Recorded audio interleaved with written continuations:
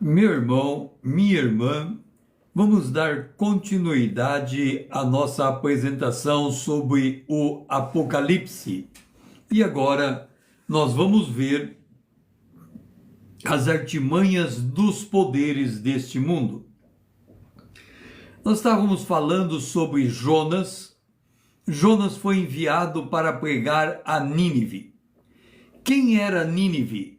O império que Jonas deveria transmitir a sua palavra. Em 1900 a.C., surgiu Assur, capital da Síria. Ela foi fundada por Assur. Em 1115 antes de Cristo, a Assíria foi subjugada. Em 810 a 782, em 1115, a Assíria subjuga a Babilônia. Lembra daquela noite em que Daniel escreveu Mené, Mené, Tekel? Naquela noite caiu o império da Babilônia e o império da Síria. A Síria tomou o seu lugar. Não, apaga. Em 1115, a Assíria subjuga a Babilônia, mas não é o Império Medo-Persa. Em 810 a 782, Jonas prega a Nínive, capital da Assíria. Em 722 a.C., a Assíria subjuga Israel. Em 671 a.C., a Assíria subjuga o Egito. E em 612 a.C., há uma queda do Império Assíria. Em Isaías capítulo 14, verso 24, nós lemos: jurou o Senhor, a partir do verso 24, jurou o Senhor dos exércitos, dizendo: como pensei, assim sucederá, e como determinei, assim se sucederá. Quebrantarei a Assíria na minha terra e nas minhas montanhas a pisarei, para que o seu jugo se aparte de Israel e a sua carga se desvie dos ombros deles. Este é o desígnio que se formou concernente a toda a terra, e esta é a mão que está estendida sobre todas as nações, porque o Senhor dos exércitos determinou, quem, pois, invalidará? Assim a sua mão está estendida, quem, pois, a fará voltar atrás? A Assíria, nós vemos uma certa conexão com os poderes do mundo atual.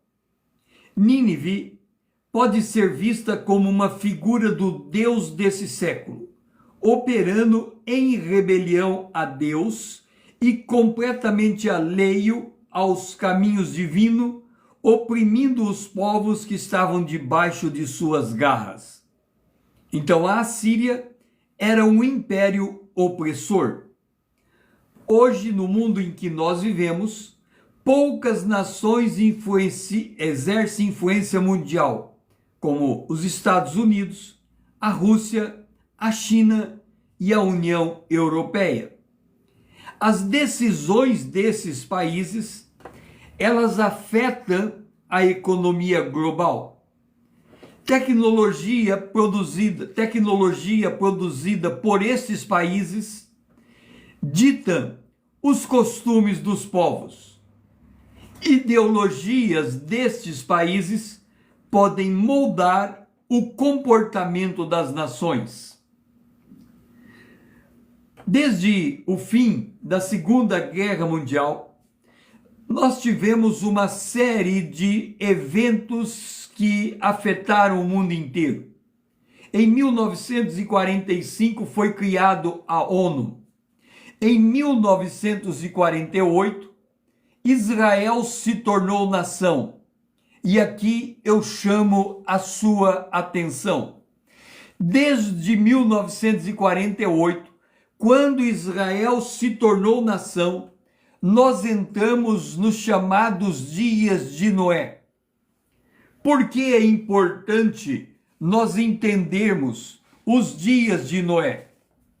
Porque quando nós lemos Timóteo, na sua segunda carta, Timóteo no capítulo 3 diz assim: sabe, porém, isto, nos últimos dias sobrevirão tempos difíceis. E aí ele começa a descrever os homens desses últimos tempos. E o tipo de homem que ele descreve aqui é aquilo que nós podemos chamar de psicopata. Homens egoístas, avarentos, jactanciosos. Então nós temos um corte na história, e esse corte na história se dá em 1948. Aqui nós temos a linha do tempo, aqui nós temos a morte e ressurreição de Jesus Cristo, e em algum momento aqui, em 1900, eu tenho que escrever invertido para ser lido, 1948.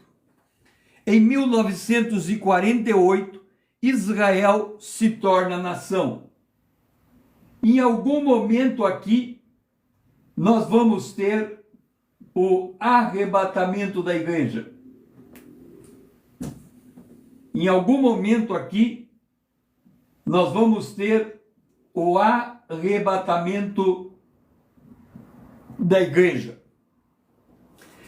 Este período de 1948 até o arrebatamento da igreja, esse período é chamado de dias de Noé. Esse período é chamado de dias de Noé. Dias de Noé. Então nós estamos vivendo nos últimos dias dentro dos dias de Noé. E segundo aos Coríntios, segundo Timóteo, no capítulo de número 3, ele diz: porém isso, nos últimos dias sobrevirão de tempos difíceis. É por isso que nós estamos vivendo esses tempos difíceis. E eles começaram em 1948. Em 1949 tivemos a Revolução Chinesa. E em 1960 tivemos o chamado movimento hippie. Então aqui nós colocamos uma outra data, 1960. Por que essa data ela é importante? Porque o movimento hippie é importante na visão do que nós estamos falando. O movimento hippie ele é importante porque ele foi um movimento de magnitude mundial. O movimento hippie foi um fenômeno cultural que emergiu nos Estados Unidos. Ele foi um movimento contracultural caracterizado pela rejeição dos valores convencionais, uma busca por paz e amor e um desejo pela liberdade pessoal e espiritual. Então, este movimento, 1960, ele foi um movimento caracterizado por uma contracultura, um levante contra a família, um levante contra os movimentos conservadores. Quando nós carregamos mais 30 anos na história, 1990, nós temos aqui a primeira geração, fruto da geração da contracultura hippie de 1960. Em 1990, nós temos a maturidade dos filhos da geração de 1960. Foi quando surgiu no mundo os movimentos terroristas. E os movimentos terroristas ganharam repercussão, culminando com a queda das duas torres nos Estados Unidos, eu creio que no ano de 2001.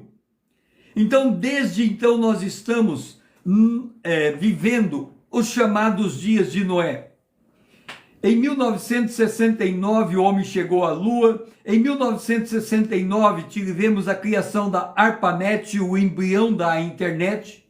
Em 1973, tivemos a primeira crise do petróleo. 79, a segunda crise do petróleo. Em 1989, tivemos a queda do Muro de Berlim. Entenda, a Alemanha até 89, ela estava dividida por um muro. Antes de 89, a Alemanha era unificada. Há um texto no Antigo Testamento que diz que os limites de Israel determinam os limites das nações. As nações que são abençoam Israel são abençoadas por Deus. As nações que amaldiçoam Israel, ou Abraão, e Israel é descendente de Abraão, são amaldiçoados por Deus. Então, quando nós olhamos no âmbito das nações, nós entendemos que o movimento das nações são regulados pelas relações que elas têm para com Israel. Em 1991, tivemos a dissolução da União Soviética. Em 1989, nós tivemos o nascimento da www, da internet. Em 1992, tivemos a criação da Unidade Europeia. Em 1997, o lançamento do Google. Em 2000, a eleição de Putin e o ressurgimento da Rússia no cenário global. Em 2001, os ataques terroristas de 11 de setembro. Em 2002, a adoção do euro como moeda única na Europa. Em 2003, os Estados Unidos invadem o Iraque. Depois tivemos, em 2003, a descodificação do genoma mundial, do genoma humano. Em 2004, o Facebook nasce. Em 2007, tivemos a crise da subprime e o início da recessão global. Em 2010, tivemos a Primavera Árabe. Em 2013, a eleição do Papa Francisco. 2014, a criação do Estado Islâmico. 2020, a pandemia. E 2022, a invasão da Ucrânia pela Rússia. Estes são os principais eventos mundiais que têm afetado a história. Eu quero que vocês aqui entendam uma coisa importante. Quando nós falamos de Israel, todas as vezes que nós falamos de Israel, Israel tem a ver com nações. Ou seja, a relação das nações com Deus estão proporcionalmente vinculados à relação das nações com Israel.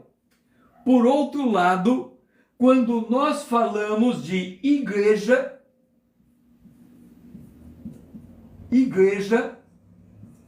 nós estamos falando de povos.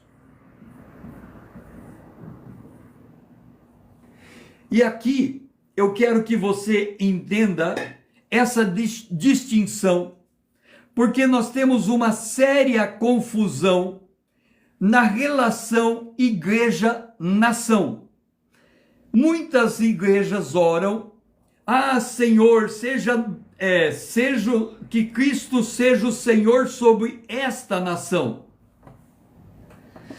Entenda uma coisa: Não há como Jesus ser senhor de uma nação. Você vai me dizer, pastor César, como assim Jesus não pode ser senhor de uma nação? O mundo jaz no maligno. E quando Satanás se apresentou a Jesus, ele disse, vamos ler em Mateus, no capítulo de número 4, e vamos entender a proposta do diabo para Jesus. Ele disse, levou ainda o diabo a um monte muito alto e mostrou-me todos os reinos do mundo e a glória deles. E disse, tudo isso eu darei a você se você prostrado me adorar. Entenda, quando Jesus instituiu a igreja, ele disse, ide por todas as nações e discipulai. Vamos ver, Mateus, capítulo 28, vou usar exatamente as palavras que estão escritas. Ele disse assim, toda autoridade me foi dada no céu e na terra. Fazei discípulo de todas as nações. Jesus não disse que é para ganharmos uma nação para Cristo. Jesus disse que é para ganharmos os povos dentro de uma nação para Cristo. Nós temos que entender as categorias das coisas, porque as categorias das coisas elas se comunicam. Por exemplo, nós somos formados por membro, por corpo. Nosso corpo é formado por cabeça, tronco e membros. Ou seja, quando nós falamos da categoria cabeça, tronco e membros, nós estamos citando uma coisa chamada corpo humano. Então, quando nós falamos de uma categoria, ela tem que se comunicar com uma outra categoria. Por exemplo, quando nós falamos de mente, nós falamos de coração. Mas quando nós falamos de espírito, nós falamos de alma e falamos de corpo. Então, a mesma categoria é colocada espírito, alma e corpo. Agora, se você não for falar de espírito, alma e corpo, você fala de uma outra categoria, de mente e de coração. Se você não for falar dessa categoria, você fala de uma outra categoria. Então você fala de cabeça, tronco e membro. E membros, então você está citando o corpo humano. As categorias se comunicam. Você não pode falar, o meu espírito comunica com o meu coração, porque não faz sentido. O meu espírito comunica com minha alma. A minha mente comunica com o meu coração. Você não pode dizer, a minha mente comunica com o meu espírito e a minha alma comunica com o meu coração. Você está misturando as categorias. Você não compreendeu o sentido de categoria. Entenda, quando você fala de igreja, você fala de povos. Quando você fala de Israel, você fala de nações. O que eu estou querendo dizer? É que quando Deus quer tratar com os Estados Unidos, ele fala com Israel.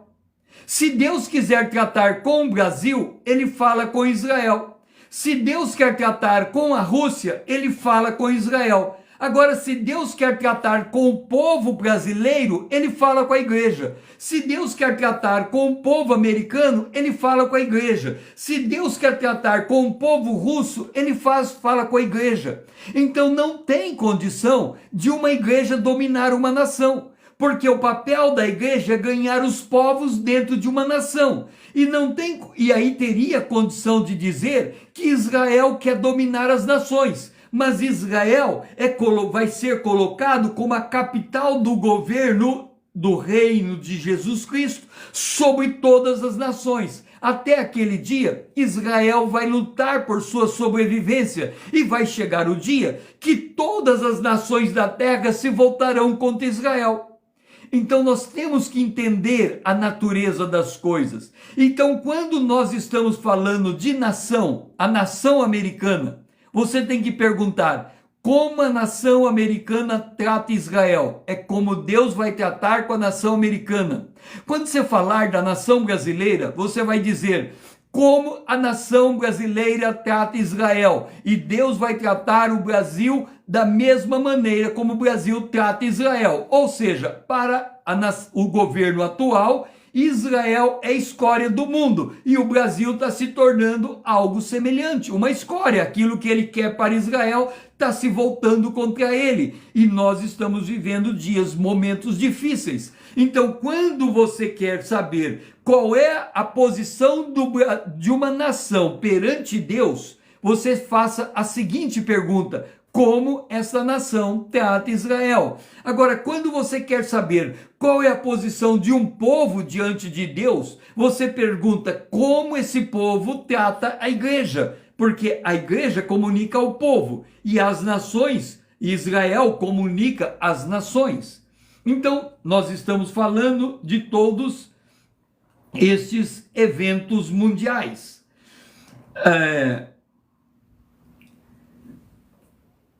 E falando destes eventos mundiais, nós temos que entender uma coisa: como era o mundo antigo e como é o mundo novo.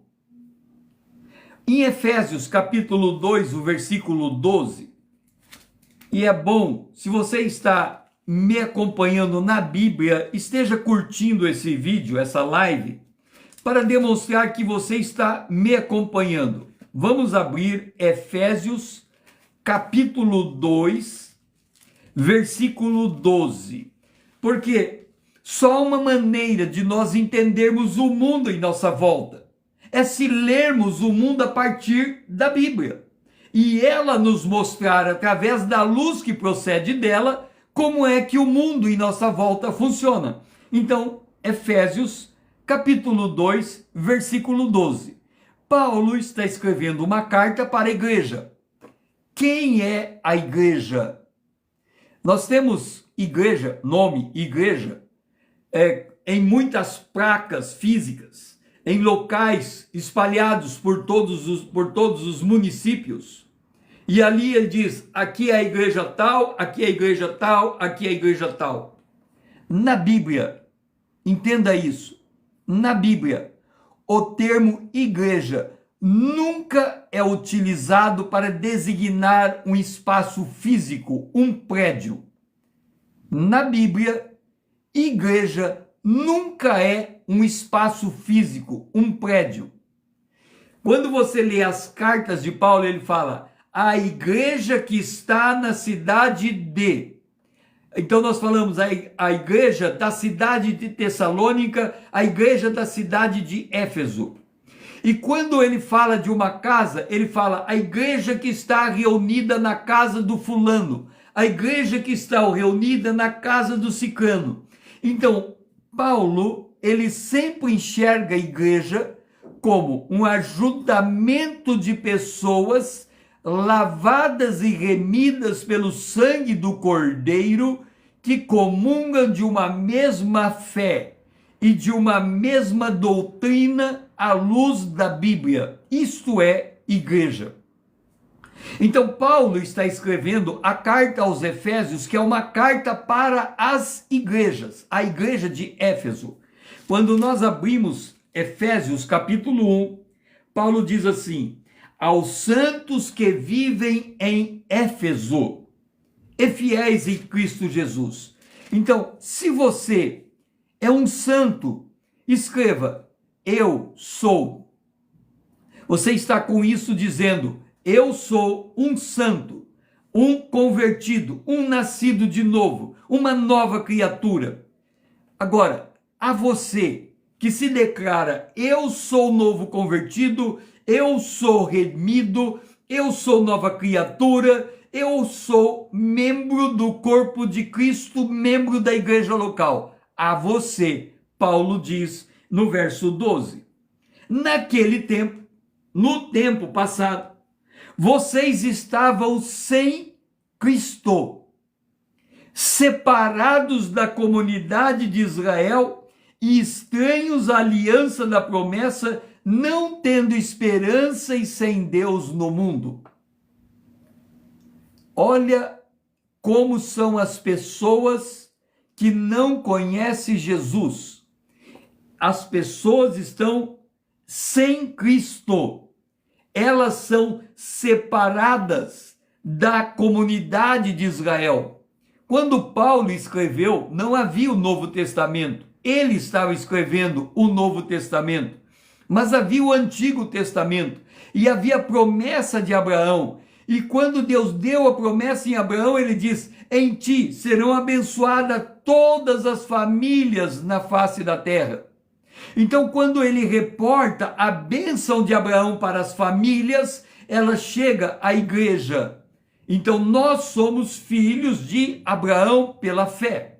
E com isso nós nos conectamos às promessas de Deus feitas a Abraão, que vem para o Novo Testamento e que passaram pela comunidade de Israel.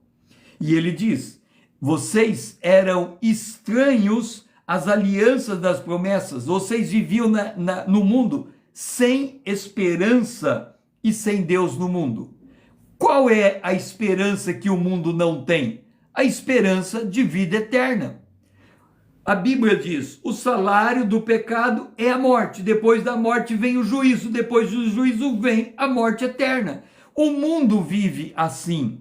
Entenda, quando você olha para a estrutura do mundo, o mundo jaz no maligno. Quando vocês olham para os governos do mundo, os governos do mundo estão sob a influência do maligno e ele pode dar a quem ele quer. Esta é a natureza do mundo caído. Então, quando você entra no nível de governo, na esfera de governo, você não está mais na esfera da igreja. Agora você vem e me diz assim: pastor César, então a situação nossa é muito difícil, porque nós vivemos em um mundo caído e você disse que o governo não é do Senhor Jesus Cristo. Paulo, escrevendo a Timóteo,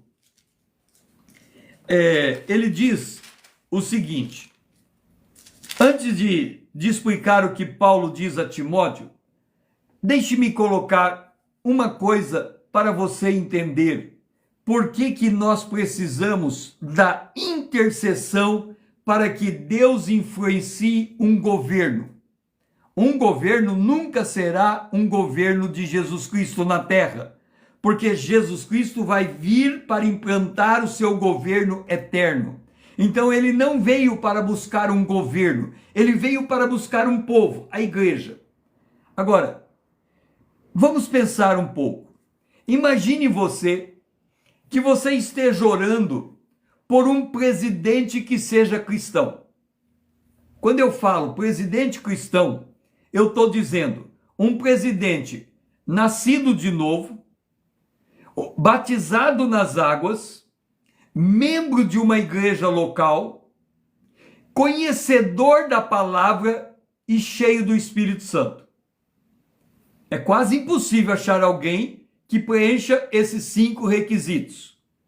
Nascido de novo, batizado nas águas, membro de uma igreja, conhecedor da Bíblia e cheio do Espírito Santo. Esse seria um presidente que nós poderíamos dizer, esse é homem de Deus e Deus está colocando ele no comando do Brasil. Vamos imaginar que isso fosse possível, esse sonho, essa utopia fosse possível.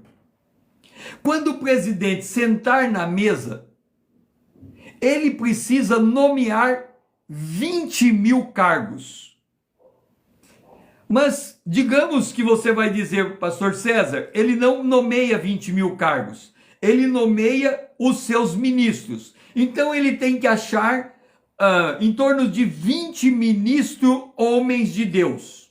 Ele teria que encontrar 20 ministros de Estado que fosse nascido de novo, batizado nas águas, membro de uma igreja, conhecedor da palavra e cheio do Espírito Santo. já virou quase impossível, porque achar o presidente já é difícil, imagina achar 20 ministros que consigam preencher esses requisitos. Esses 20 ministros teriam que nomear, descendo a hierarquia, e no final da nomeação, num período curto de 20 dias, 20 mil homens que seriam homens íntegros, constituiria o governo de uma nação que estaria subordinada à palavra de Deus. Estou falando de uma coisa impossível. É por conta dessa impossibilidade humana que Paulo não exorta na Bíblia o cristão, deixe-me usar bem a palavra, a igreja assumir o governo. O membro da igreja pode se tornar membro de um governo, mas uma igreja não pode assumir um governo, porque são entidades incompatíveis. O governo tem sua ligação com Israel, a igreja tem sua ligação com o povo. Então uma igreja não pode governar uma nação, não é papel da igreja governar uma nação. Os membros da igreja podem ser membros de um governo, mas uma igreja não pode exercer domínio sobre um governo. Em tese, desta forma, pastores não poderiam ocupar cargos públicos, porque a partir do momento que um pastor ocupa cargo público, ele está deixando de pastorear as suas ovelhas, ele está mudando de categoria, ele está saindo da igreja que se comunica com o povo para trabalhar com o governo que se comunica com Israel. São coisas completamente distintas. Por causa disso, Paulo ensina como que uma igreja lida com o governo humano, e ele diz isso em 1 Timóteo, o capítulo 2. Ele começa dizendo assim: antes de tudo, pois, exorto que se use a prática de súplicas, orações, intercessões, ações de graças em favor de todos os homens. Depois dele pedir a oração por todos os homens, porque o papel da igreja é se ligar com os povos, é ganhar almas para si. Então, depois de cumprida a missão de orar por todos os homens para que eles sejam salvos, Paulo dá um segundo papel à igreja. Ele diz: orem em favor dos reis. Ele não está falando ore para que o rei seja crente. Ele não está dizendo ore para que o rei seja convertido. Ele não está dizendo ore para que o rei seja nascido de novo. Naquela época o governo era o governo romano.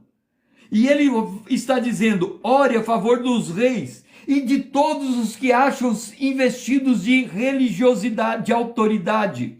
Ou seja, Paulo está dizendo ore pelas pessoas que têm autoridade para assumir um governo. Por exemplo, para ser um funcionário público, você não tem que ser crente, você tem que fazer um concurso público. Por isso que se diz que o Estado é laico. Por quê? Porque as maneiras de entrar no Estado não passam por dentro da igreja. Não é ser membro da igreja que autoriza alguém a ser membro do governo.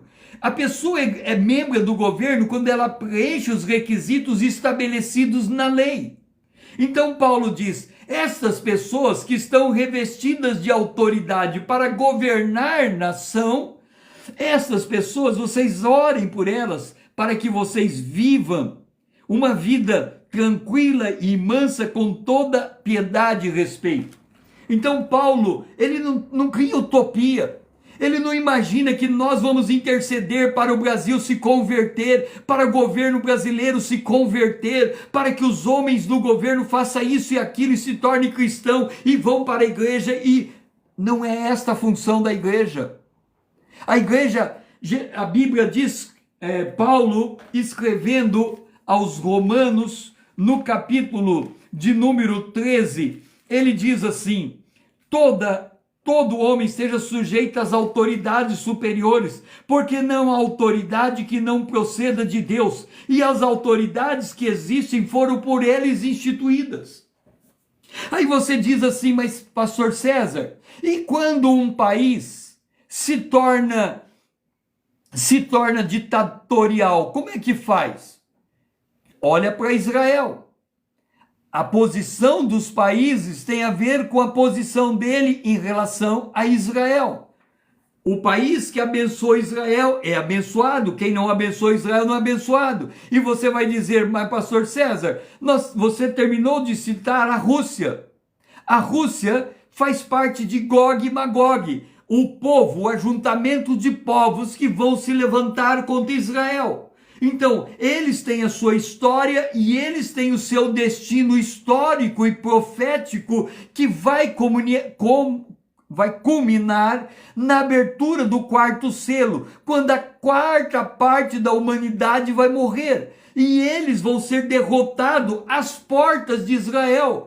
Isso significa que até o final da história nós teremos um mundo que a gente chama de mundo livre, que está para o lado de cá. Nós teremos um mundo que a gente chama de um mundo comunista, que está para o lado de lá. E nós temos um mundo capitaneado pela China, que são os reis do Oriente que vão vir pelo rio Eufrates para a batalha de Armagedon.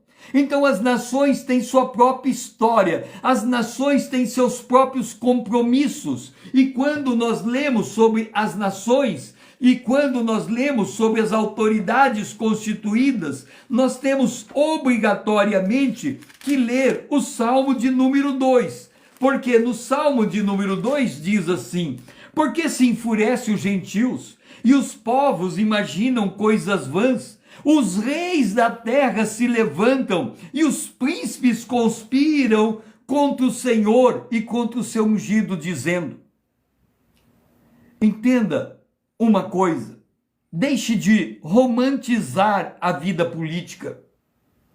Nós temos que interceder por eles, pedir por eles para que tenhamos uma vida tranquila, mansa. Ali no texto, quando nós lemos a respeito da intercessão da igreja pelos governos, nem fala de avivamento. Ele não fala que se orarmos pelos governos, nós vamos evangelizar os povos. Porque as igrejas que mais crescem no mundo não estão no mundo livre, elas estão no mundo onde há opressão, como é o caso da China, é o caso da Rússia. São os lugares onde as igrejas estão tendo um crescimento vertiginoso e são os lugares onde as igrejas são mais perseguidas. Agora, muitos romanticamente, utopicamente, ficam imaginando que haveremos de ter um governo cristão. E esse não é o propósito, porque o mundo jaz no maligno. E quando você lê a carta de Paulo aos Efésios, esta carta de Paulo, ela vai dizer: havia um tempo em que vocês estavam sem Cristo, sem esperança e sem Deus no mundo. Portanto, há um contingente de gente que vive desta maneira, sem Deus no mundo. Segundo aos Coríntios, capítulo 4, versículo 4 diz: nos quais o Deus desse século cegou o entendimento dos incrédulos, para que não lhes resplandeça a luz do evangelho da glória de Cristo, o qual é a imagem de Deus. É que nós, quando ficamos na nossa zona de conforto, achando porque temos uma relativa paz no Brasil, então está tudo bem. Quando o mal está crescendo assustadoramente. Por exemplo, nós temos região, determinado lugar, estado, tem um estado brasileiro, que tem uma região que a polícia não pode entrar. Ela é protegida, ela não pode entrar naquele lugar. Então você percebe que o mal está campeando a nação. Mas o papel da igreja não é converter um estado. O papel da igreja é alcançar o coração das pessoas dentro de um país. Quer esse país seja um país ditatorial, quer seja um país livre. Porque hoje nós temos aparentemente um país livre, que é o continente europeu, é onde mais igrejas estão fechando. E é um país, é um grupo de países que precisam ser evangelizados de novo. Porque eles perderam o contato com o Senhor. Então, quando nós entendemos o mundo em que nós estamos vivendo, nós temos que ter um despertamento para missões. Um despertamento para missões. Em capítulo 2 de Efésios, no verso 2, 1 e 2, ele diz: Ele nos deu vida, Ele vos deu vida, estando vós mortos nos vossos delitos e pecados, nos quais andastes outrora. Entenda, entenda, entenda, entenda. A igreja não é um prédio. A igreja é o corpo de Cristo na terra, onde Cristo é o cabeça. Isso é a igreja. A igreja não é.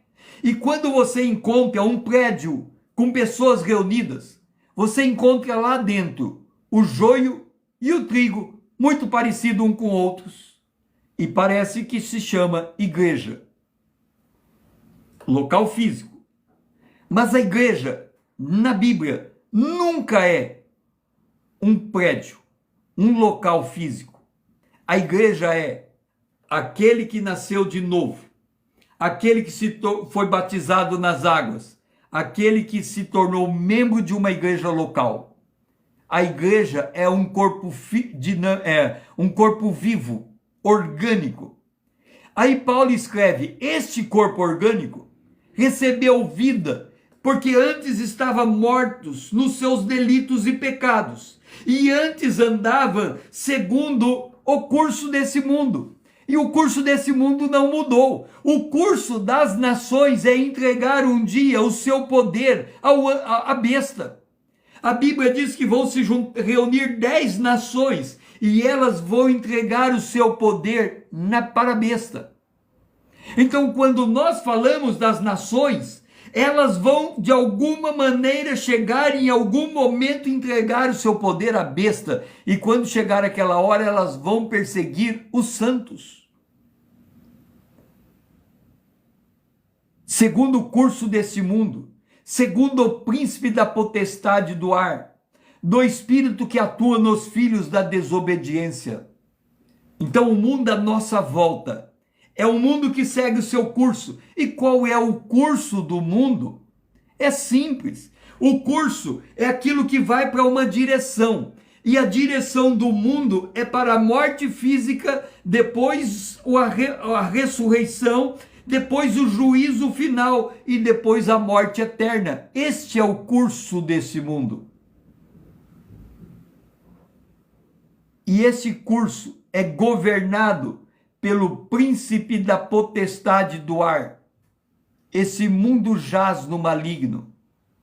Então nós não podemos olhar para os governos querendo adquirir esperança a partir deles. Nós temos que olhar para os nossos joelhos e clamarmos a Deus para que as autoridades constituídas do nosso país sejam tementes a Deus e governe para o bem comum do povo.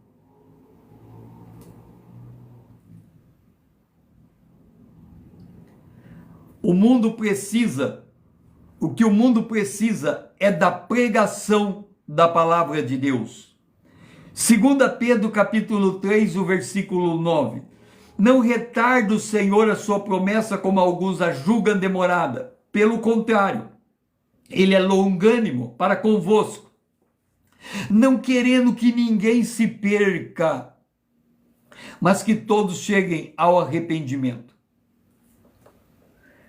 Quando foi implantado no Brasil o Plano Real, nós saímos de uma inflação de 80% para uma economia estável e crescente. Depois do Plano Real e a partir dos Estados Unidos, a partir da China, a partir da Rússia, o Brasil passou por um período de crescimento mundial e globalização e prosperidade jamais vista na história. Um período de prosperidade extraordinário. Até a crise da Prime, a crise da construção dos imóveis nos Estados Unidos, do mercado imobiliário. tivemos a crise do petróleo e tudo mais, mas o mundo passou por um período de crescimento mundial inigualável. Agora, eu faço um desafio para você. Pegue as estatísticas missionárias e veja se a igreja cresceu com tanta grandeza e rapidez quanto cresceu o mundo na prosperidade. Porque na avaliação de Jesus, o crescimento da igreja foi o crescimento da igreja de Laodiceia. Você que pensa que é rica, não sabe que é pobre, que é cego e que é nu. Eu vou vomitar você da sua boca. Nós estamos vendo um crescimento de uma igreja materializada, consumista, mundana, e não um crescimento de vidas convertidas. Quando houve a reforma no tempo de Calvino, a história conta que as cadeias se fechavam, que os prostíbulos se fechavam, porque as pessoas estavam convertidas. Quando Charles Finney passou por um grande avivamento nos Estados Unidos, é dito que ninguém andava 50 quilômetros sem encontrar um grupo de intercessão. E isso a gente não vê. O que eu estou dizendo? Prosperidade de uma nação não significa conversão da igreja e nem igreja firme no seu propósito de evangelização. Pelo contrário, quanto mais próspera uma igreja fica, menor é a sua capacidade de enviar missionários. O pastor Po-Yong Cho, pastor da maior igreja do mundo, e o seu livro ele escreveu que o que mais impressiona ele é que a sua igreja lá na Coreia, que passou por um grande avivamento mundial, uma das igrejas que mais cresceram no mundo, só 10% dos membros da igreja são dizimistas e ofertantes. O que demonstra que a igreja cresce, mas não numa conversão genuína, focado no ID do Senhor. O que o mundo mais precisa é da pregação da palavra de Deus. Os poderosos vão entregar o seu poder à besta do Apocalipse. E cada crente representa um Jonas, no grande propósito divino de ganhar uma cidade para Cristo, através da pregação do Evangelho. A conversão atrasa o desígnio maligno das nações entregarem o seu poder à besta. Ou seja, quanto mais intercedermos, quanto mais evangelizarmos, mais almas vamos ganhar, mais o Senhor retarda a volta de Jesus. Quanto menos intercessão, maior o poder das nações, mais próxima a chegada da besta, menor o número de crentes no mundo. É inversamente proporcional. Aumenta o poder dos governos, diminui o poder da igreja. Aumenta o poder da igreja, diminui o poder dos governos. Porque as pessoas vão se convertendo e tendo outra forma de enxergar o mundo. Então, qual é o nosso caminho? O nosso caminho é um destino eterno.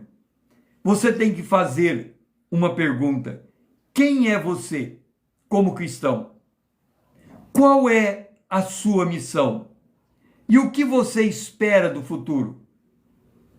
Quem é você como cristão? As coisas que João viu. O que você viu?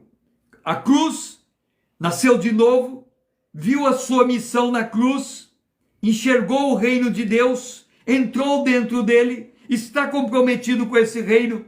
Quem é você como cristão? Qual é a sua missão? As coisas que são. Como você está conduzindo a sua caminhada cristã? E que você espera do futuro? As coisas que vão acontecer. Com isso, eu termino a minha primeira série de slides. E ao terminar a minha primeira série de slides, eu oro, eu peço, citando Romanos 15, versículo 30 a 33. Rogo-vos, irmãos, por nosso Senhor Jesus Cristo e pelo amor do Espírito Santo, que luteis juntamente comigo nas vossas orações por mim a Deus, para que eu seja livre da mão dos rebeldes, e que este meu ministério seja aceitável aos santos, a fim de que pela vontade de Deus eu chegue até vós com alegria, e possa entre vós recobrar as minhas forças, e o Deus de paz seja com todos vós. Amém. Faço de Paulo as minhas orações. E com isso, para que eu possa subir essa live e gravá-la, depois eu volto mais tarde com mais uma live, que você possa estar curtindo esse vídeo, que você possa estar compartilhando, que vocês possam estar salvando para rever, que você possa estar me seguindo para crescermos juntos na graça de Deus. O meu lema é: conhecendo a palavra, para sermos transformados pelo poder de Deus na imagem de Cristo. O meu nome, Pastor César Azevedo. Grato por me ouvir e até a próxima.